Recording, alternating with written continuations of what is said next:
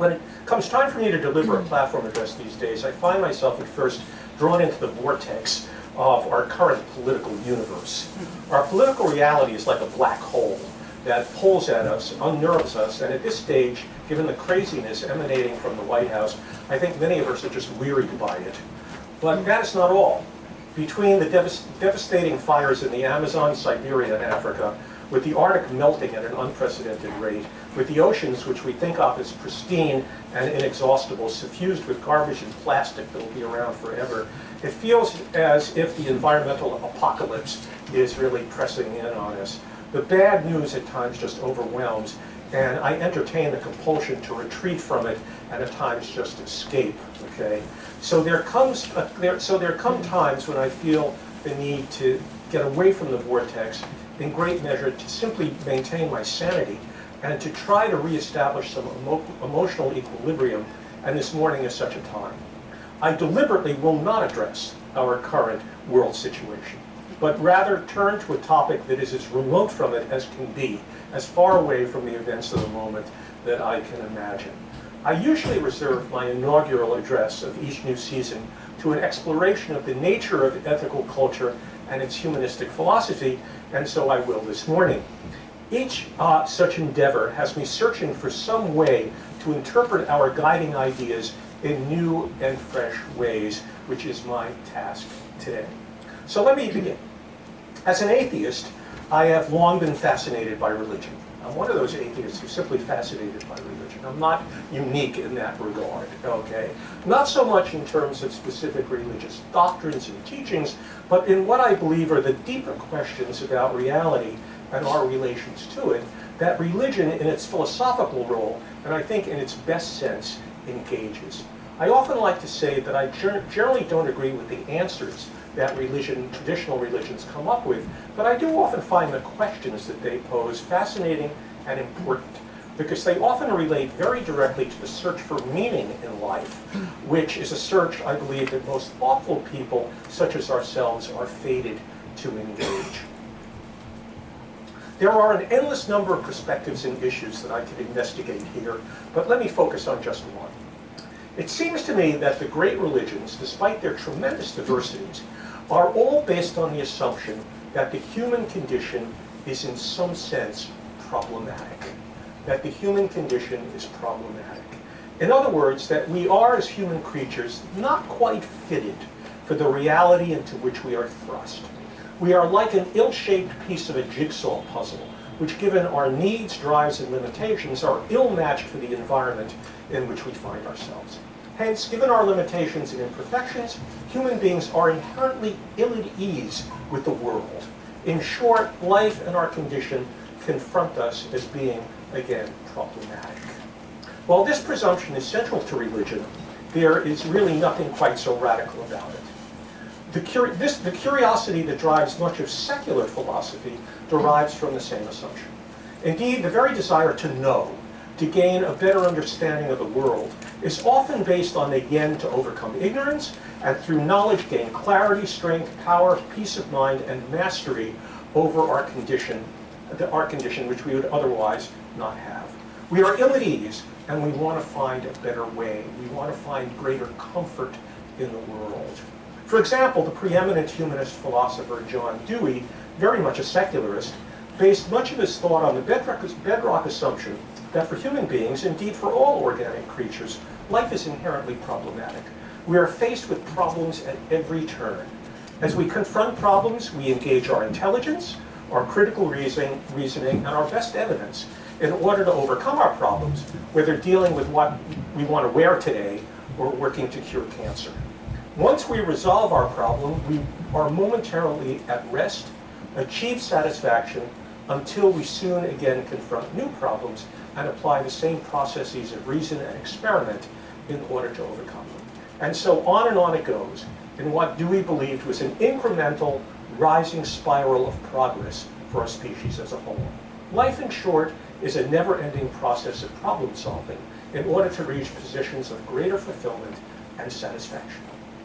But the religions generally take a more radical view. They take this notion and bring it to greater extremes. So in Christianity, the presumption is that the human being is born alienated from God, his creator, which ensures that ours is a condition of sin. From this, a lot of bad things happen. Not only is the human being spiritually unfulfilled, most likely morally adrift, but also suffers most of all from the foreboding and reality of death. Such is the human predicament writ large. The cure to that predicament is to get right with God, accept the dominion, love, and grace of Jesus as one's personal Savior, and the person who so believes and dedicates his life will overcome sin, will live in a state of blessedness and grace, and achieve eternal life. Okay. It may come as a surprise, and perhaps an uncomfortable one, that ethical culture, in the mind of its founder, Felix Adler, was built on a parallel framework, namely that the human condition is fundamentally problematic, and a way needs to be found to get out of it. Okay. Here I need to be very precise, and perhaps a little technical. When asked whether ethical culture was Felix Adler's religion, he said no. My religion is not ethical culture. My religion is what Adler called, quote, ethical religion.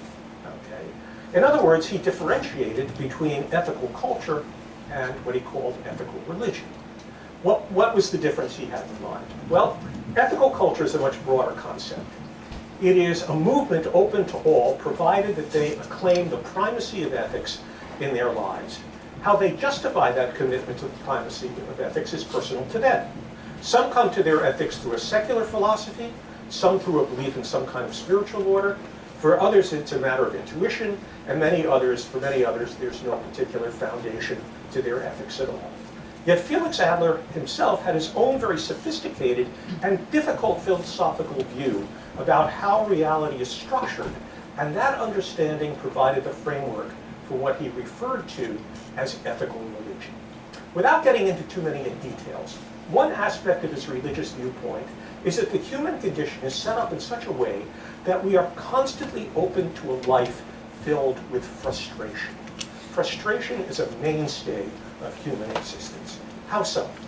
In Adler's view, reality, in a sense, is twofold.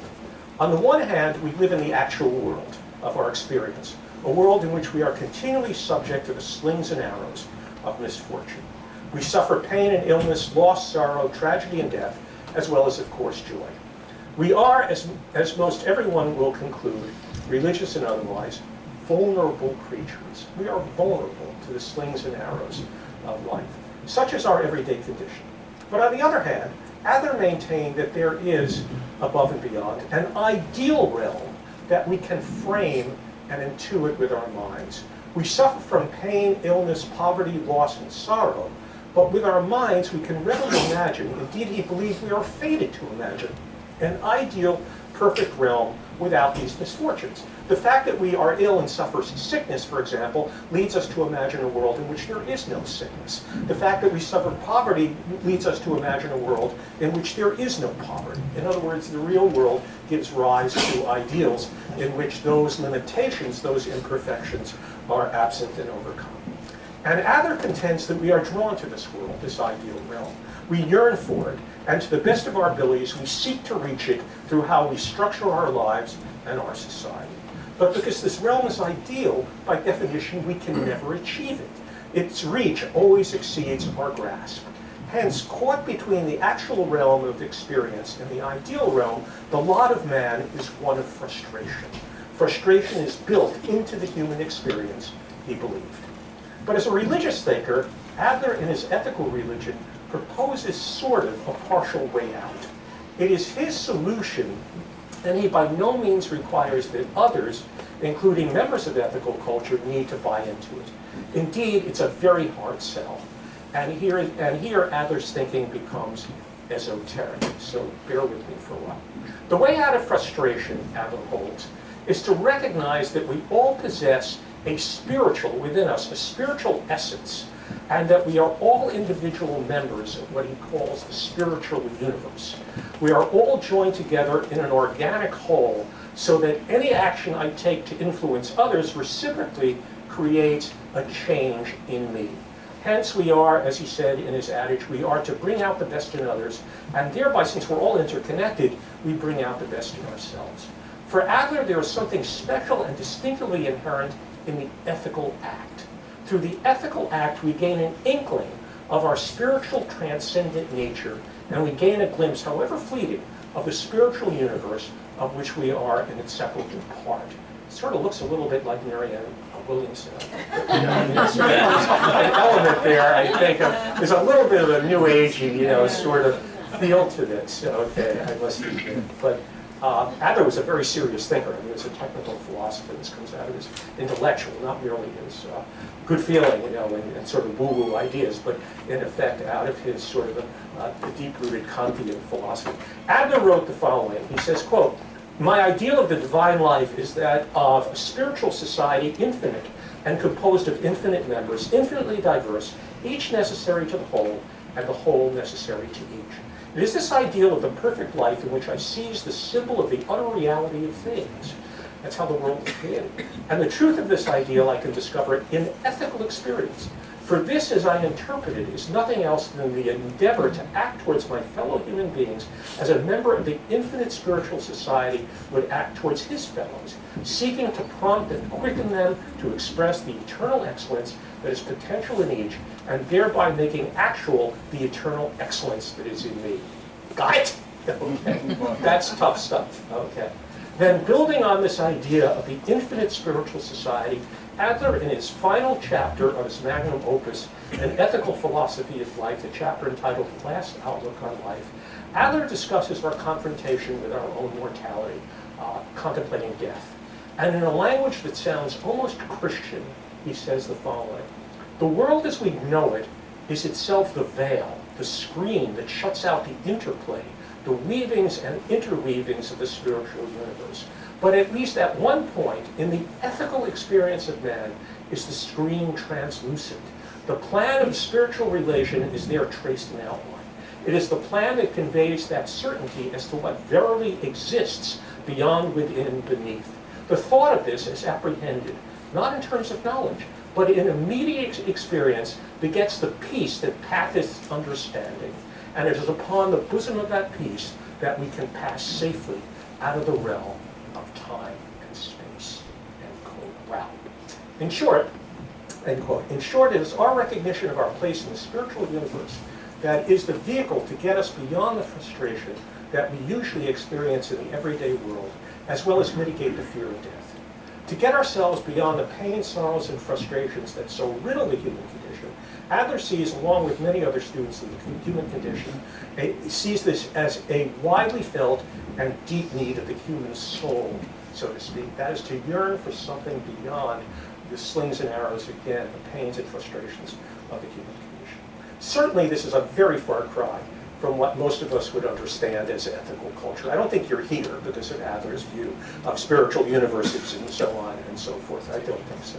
But my point is that this effort to frame some concept of an eternal spiritual universe and our immortal place in it certainly places Adler among religious thinkers, and his attempt to use religious and philosophical ideas to get beyond the pain and suffering and fear we experience, to leverage us beyond the contingencies of life, in a sense to work to enable us to discover a stable, unchanging place where we can find peace and security beyond the frustrations, tragedies, and hardships which go with our lived experiences. In short, as with so many religions, he tries to enable us to contemplate a different realm and land us somewhere in which what ails us in our lives remains behind, or at least can be transformed in their meaning. Perhaps the most extreme example of attempting to escape the hardships which accompany the human condition is found in what is referred to as mystical experience. Mystical experience. This takes me back to the 60s. Mysticism is a minor tradition, so to speak, in all the great religions: Judaism, Christianity, Islam, Hinduism, Buddhism, and a multitude of others. Mystical thought and experience can also be found in secular contexts, and I must admit that it is a phenomenon which certainly captivates my interest, though I would be hard-pressed to admit that I have ever had, and here's a confession, that I have ever had a full-blown mystical experience myself. But the idea, for me, does have great appeal. I understand what it's about, and I've spent a lot of time reading Aldous Huxley and his mescaline experiences, and so on and so forth in the 60s and that sort of thing. I find mysticism absolutely fascinating. What is mysticism? In its most basic sense, it is a felt experience, not a cognitive or intellectual experience, but a felt experience in which the boundaries that separate our individual selves from the wider reality that surrounds us falls away. Our everyday sense of ourselves is that each of us is an individual ego that is separate from the environment and the reality in which we move about. There is me and there is not me, and there is a boundary that separates me as a discrete individual from you and from all else. Okay, Carol Cricken is Carol Cricken, and Joe Chuman is Joe Chuman, and there's a space between us, and so on and so forth. We are discrete, we are separate, we are distant. The mystical experience occurs when the boundaries that separate ourselves from all else fall away, and we experience a sense of unity and unification with the broader reality of which we are a part. For those who are not traditionally religious, perhaps the most common form of mystical experience is, and here you'll understand this, and this is not all that far-fetched, a common form of mystical experience is derived from what we would call nature mysticism. Nature mysticism. I'm walking through an august forest, and a sensation overcomes me that I am one with nature. Okay, I'm one with nature. I come to feel what I intellectually know, and that is that I am inextricably part of my broader natural surroundings. Okay. Well, perhaps I'm gazing up at the stars on a particularly clear and splendid night, which we don't have anymore, and sense that I am one with the glorious and infinite universe. Carl Sagan once noted that we are all made, quote, of star stuff.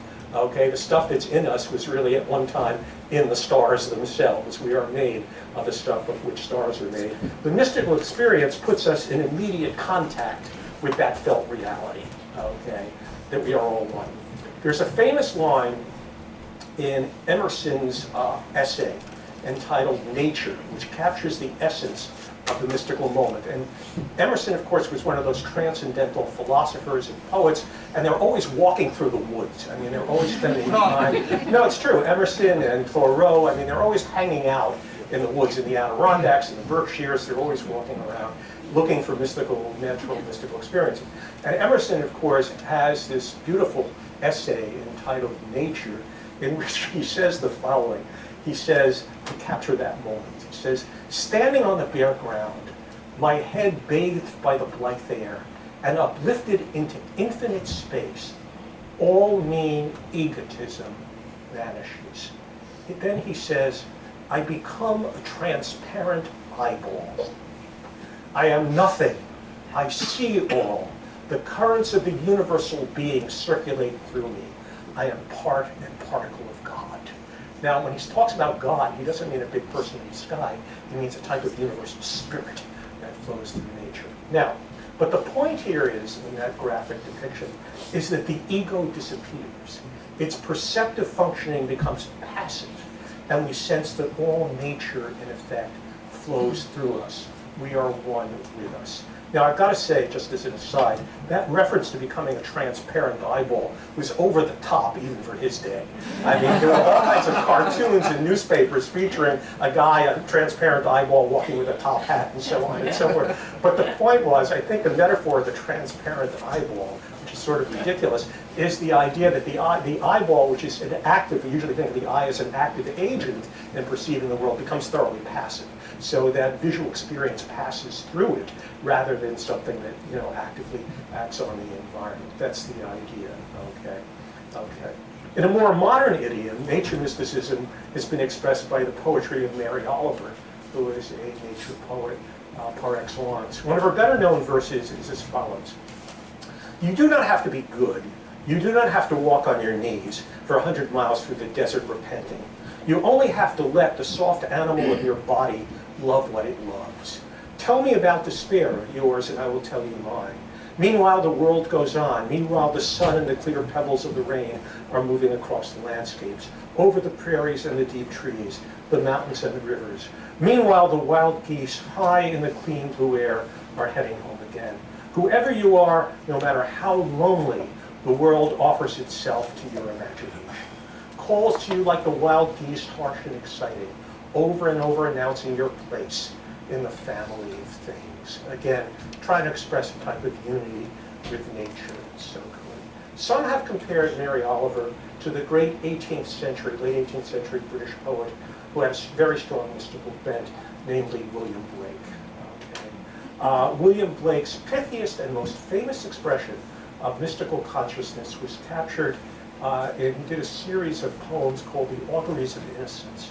And in one of those poems, he has this beautiful quatrain, these 4 lines, where he says, and everybody I think has heard this at one point, he says, "To see a world in a grain of sand, and a heaven in a bough of flower, to hold infinity in the palm of your hand, and eternity in an hour."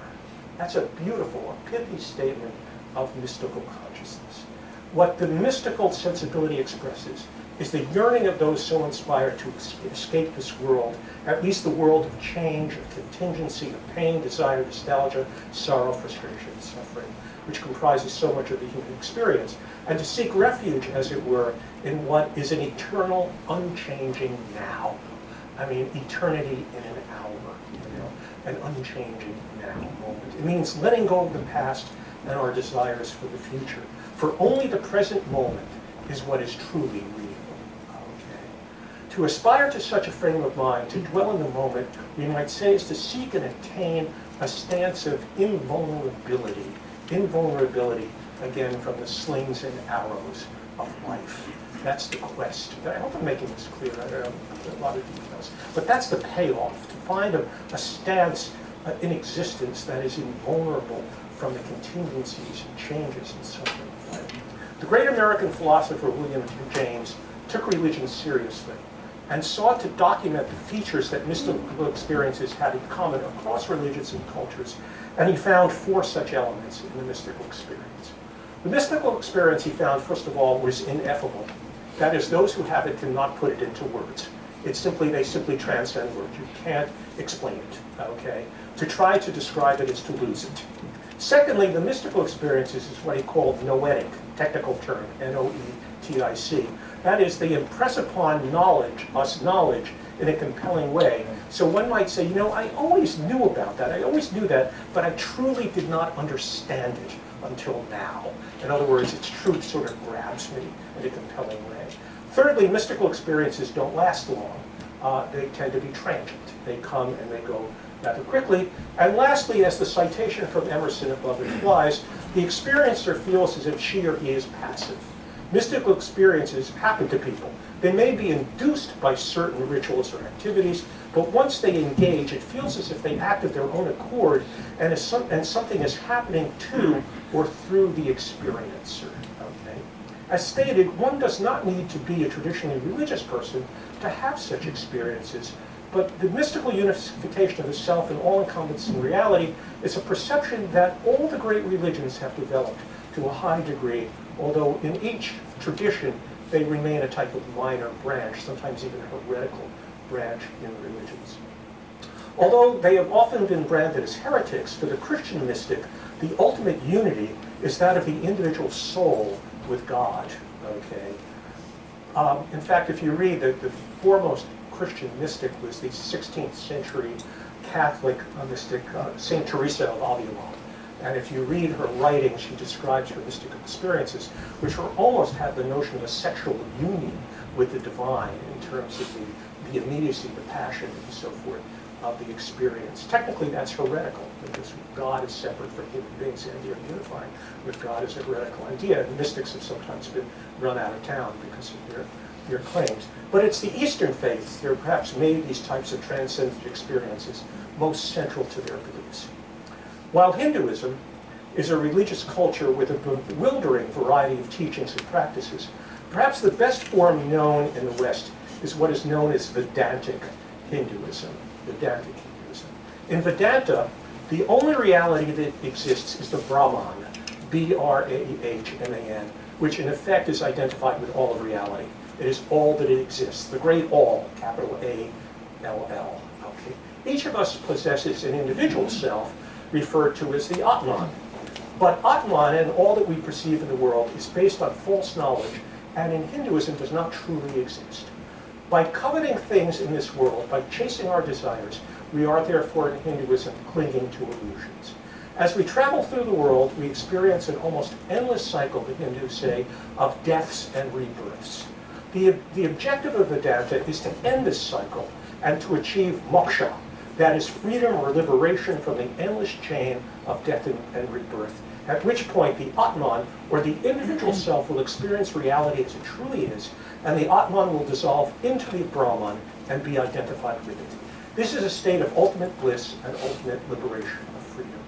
This unification of Atman and Brahman is often illustrated by the Sanskrit phrase tat svam asi, which in Sanskrit means thou art that. In other words, Carol, Cricket, and I are the same. We are, in effect, the same entity. Okay, I and that which is outside me are unified. We are the same. Okay, the self becomes dissolved into the infinite reality of which it is a part, as particles of salt are when stirred in water, dissolve into it. Okay, they become one with it. Okay, Buddhism, which emerged as a Hindu heresy of sorts, perhaps presents the most emphatically elaborated system of getting us beyond the contingencies of this world. Although highly complex with multiple sects espousing different doctrines, classical Buddhism, which is more a psychological system than a religion, in fact, in originary Buddhism there is no concept of God, in effect, is based on what is known as the Four Noble Truths. Four Noble Truths. Buddhism can also be a highly intellectual system and uses critical thinking to try to assess the human condition. Okay? Not at all anti-intellectual. The first truth of the Four Noble Truths is that life, in effect, is pain and suffering. Pain is the irreducible reality of the human experience, pain and suffering. Like a doctor providing a diagnosis for pain, Buddhism concludes that the cause of suffering, which includes frustration, disappointment, all sorts of negative emotions, is desire. Desire is the cause of our suffering, or what Buddhists refer to as attachment. That's the second noble truth. The prescription to get beyond, there's a diagnosis that desire is the cause of suffering, and then there's a prescription.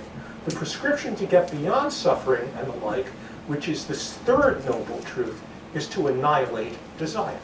Get rid of desire, and there will be no pain. Okay? Radical position.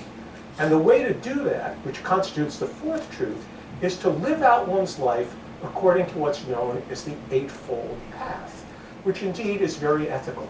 Okay, what are the Eightfold Paths? Well, the Eightfold Path requires right views, right intentions, right speech, right action, right livelihood, right effort, right mindfulness, and right concentration.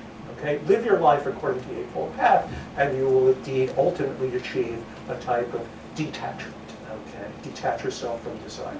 With a life so lived, one will eventually break the bonds of attachment to life and the cycles of death and rebirth, and ultimately achieve the state of nirvana, which actually means in Buddhism emptiness.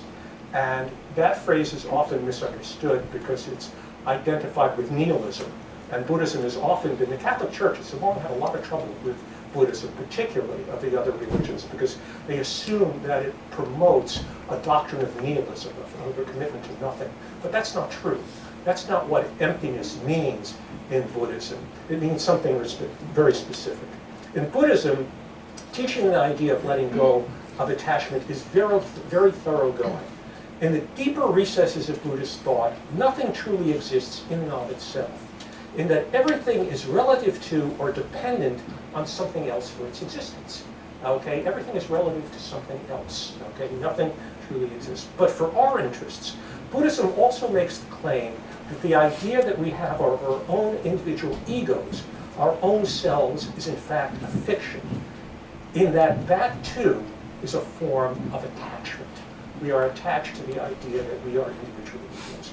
We tend to imagine that we each possess a self, like a little homunculus, a little guy in our heads, in which our personal identities are located. But at most, what we find is not an individual ego, but at most, perhaps, just neurological impulses flitting around, inside of us. And what we sense as ourself or our ego is an imaginary person we construct. The ego is constructed out of our surrounding experiences that impinge on us. So in Buddhism, an objective is to transcend or annihilate the concept of our individual self. A central concept, again, in Buddhism is emptiness. Emptiness, again, is not a synonym for nihilism. It is not that nothing exists. Rather, to perceive the world as empty is a mode of perception. It's to understand that nothing exists independently by itself, but all things contain those elements which go into creating it. So if Buddhists claim that the self is empty, it is to understand that there is no separate entity such as an independent self, but that what I sense as myself is really a composite of the neurological, social elements and whatever which I construct myself out of. Once I grasp the reality of emptiness, it is actually opens me up to a fuller appreciation of reality in that each individual carries within it the entire universe. Okay, you can take the individual person and you can spin a meditation from which you can basically draw wider and wider circles of involvement and engagement to get to a concept of everything that there is. Okay, so emptiness is exactly its opposite. It's a concept of things being. You empty the idea of the ego in order to create a richer sense of how in effect we are ultimately constructed. When it comes to our emotions, this change in perception can be very useful. If I become very angry, for example, and remain attached to my anger, and believe that it is mine and mine alone, then it can fester and cause great pain, if not self-destruction. But if I can change my perspective and see that what I originally sense is my anger has origins and causes far greater than me and outside of me, then I can step back, gain some distance from it, and perhaps achieve a calmer, less engaged relationship to the anger. I can become, in other words, an observer of the anger rather than a person who suffers directly from it.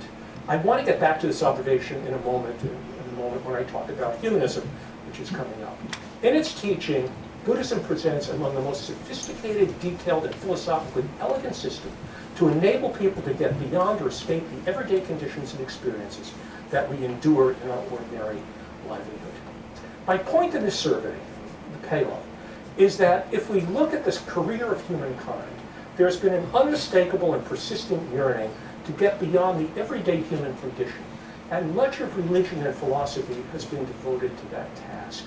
There is a yearning to get beyond the contingencies of life and perhaps bring us to a point of perfect peace beyond those contingencies that transcend those pains and sorrows. So my final question is, okay, all too briefly, where does humanism stand in this quest to escape the world? Okay. Our answer needs to depend on how we define humanism. I think that we can define humanism simply as a philosophy of life and an orientation that puts a premium on human flourishing and living the good life for ourselves and for others. That means, among other things, developing our human potentials, our emotions, our intellect, our physical abilities, our capacity for love, sex, companionship, and compassion, our appreciation for wisdom, art, and learning, our kindness and caring to the fullest extent possible. Humanism involves living a rich life and helping to bring about the conditions wherein all people can fulfill their potentials as well. Ethical culture adds to this an emphasis on respecting the dignity and worth of all people, and this respect is certainly a requirement for the achievement of the good life.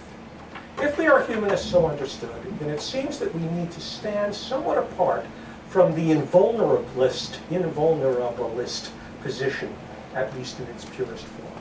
Okay?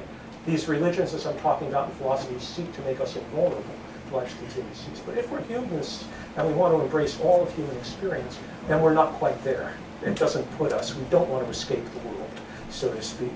If we seek to rise above the contingencies of life and make ourselves invulnerable to suffering and misfortune, then we need to let go of our desires and remove ourselves from caring and love and striving for better things.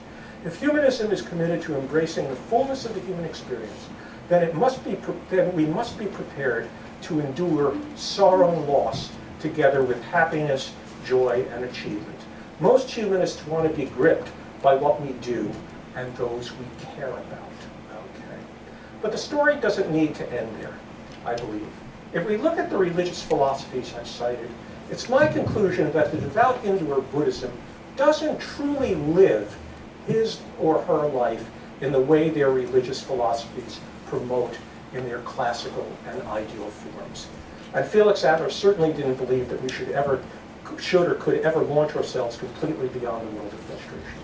The Buddhist, Hindu, or whatever is not devoid of compassion or love for his family, or striving to make a living, okay, or neglectful in any way of the things of this world. The Dalai Lama, for example, who's a preeminent Buddhist, is by no means uninvolved or uninvested in the politics of Tibet. Okay, he is very much involved in this world, despite his commitment to Buddhism.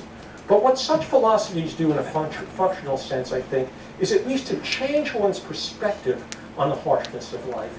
And I think that humanism can learn something from this. What I mean is that within the humanist worldview, it is perfectly appropriate to adopt perspectives which take the edge off our hardships and suffering. As humanists, we don't need to seek invulnerability from life's hardships, but we can lessen them by often recognizing that there is much in life that we cannot control, and seeking to master it is an illusion. Life is filled with contingencies. Bad things happen to us, but so do very good things. Things come and go, and sometimes we can take the edge off of bad things that happen to us by simply recognizing that fact. When bad things happen to us, we lose a job or fall out of a love relationship, I'm not saying that our suffering should be drained from them. But perhaps we can lessen that suffering if we step back and look at these misfortunes across a broader landscape of events and place them in the context of larger realities that played a role in their occurring. We don't have to be perfect Buddhists in utterly removing ourselves from these events and the emotions they generate. But we can at least strive to step back and look at the larger picture while recognizing that we only have limited control over our own lives. We can adopt the stance of what sometimes is referred to as the observing ego. That is stepping back from them. Let me give you a trivial example, and then I'll just end this.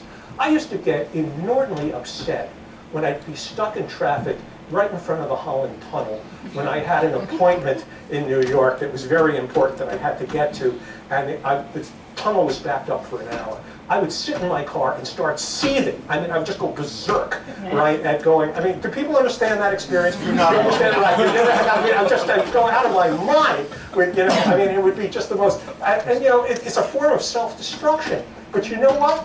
That doesn't happen anymore. There's a little bit, just a tiny little bit of the Buddha consciousness in me. We folded into my humanism, okay? And that is, I came to the conclusion one day that I'm stuck in the before the Holland Tunnel, and I'm going to be late. You know, there are just things beyond my control. There is not a goddamn thing I can do about this. There's just nothing I can do about it. And getting upset about it is just simply not worth the effort. Forget it, you know. Life will go on, the sun will rise again tomorrow. It is just simply not worth it. That is the type of thing that I'm talking about. And you know, in the final analysis, and I've spoken to people who are really Buddhist adepts and understand Buddhism very well, this is really what Buddhism is driving at. It is not driving towards, it doesn't move unless someone is a monk devoting his entire life to practice in a monastery away from the world. They're not looking for an invulnerable position away from the world, but they're looking for a perspective on life where you can remove yourself from the condition and basically observe it. Do you know what I'm saying? As if you're an outsider, and recognize what it is you can control and not control, and basically detach yourself from those things that are beyond your control. That is formally, I mean, again, humanism, I think, can seek for that type of richer perspective, that more liberating perspective, without taking an invulnerabilist position, without saying, I want to escape the world.